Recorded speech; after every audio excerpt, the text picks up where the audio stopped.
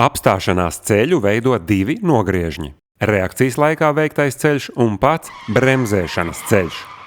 Reakcijas laiks ir vidēji 1 sekunde. Tātad tas ir ceļš, kura laikā auto tuvojas šķērslim ar to pašu ātrumu un joprojām nebremzē. Šo ceļu ļoti viegli izrēķināt. 50 km/h ir gandrīz 14 m/sekundē.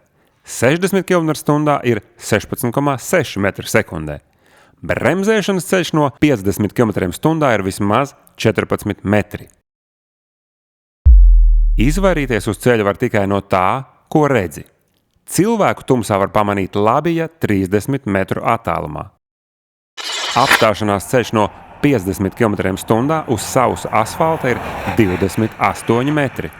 Tātad pastāv iespēja apstāties pirms notiek sadursme. Kas notiek, ja auto tai pašai situācijai tuvojas 60 km/h? Elementāra matemātika saka, ka gājējs, pat ja tiks pamanīts tādā pat attālumā, tiks notriekts ar ātrumu 41 km/h. Tikai 10 km/h, bet tik atšķirīgs rezultāts. Ja reakcijas ceļu rēķinām pie 90 km/h, kad tas ir 25 m/sekundē, tad sanāk, ka tumšo gājēju vispirms notriecam un tikai pēc tam sākam samazināt ātrumu.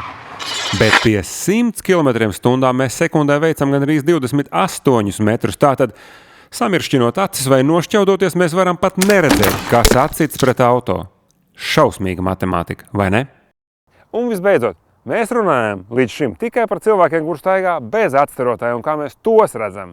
Taču, ja mēs paskatāmies, cik tālu var redzēt cilvēku, kuram vienā rokā atstarotais, otrā telefons, tur ir vairāk kā 100 metri, un tas jau ir ļoti droši. Tā kā lūdzu, gājēji, padomājiet par kādu atstarotāju vai vismaz lampiņu vai ieslēdziet mobilo.